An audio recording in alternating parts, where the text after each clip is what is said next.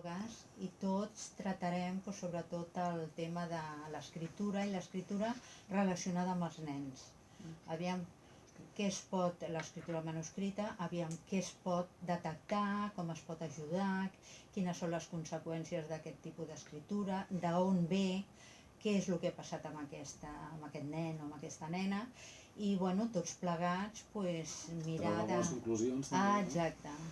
Clar, perquè abans de fer aquesta pregunta, a partir de quina edat se sap o podem començar a treure aquests trets o d'anàlisi a l'escriptura? De fet, quan els nens comencen a agafar ja un llapis o colors, de com situen el dibuix, poden ser 3-4 anys, d'on situen el dibuix dintre d'un foli, ja ens està indicant molt. El color que tria ens està indicant molt. Vull dir, ens dona moltíssima informació i és una llàstima que els col·legis no accedeixin a aquestes proves, perquè probablement s'estolviarien o tindrien una informació addicional. Sobretot també els pares, no? També a l'hora d'educar, a l'hora de casa, no? Saber també una miqueta més de com és aquella persona, com és el seu fill. O de saber quin entorn està passant aquell nen o aquella nena.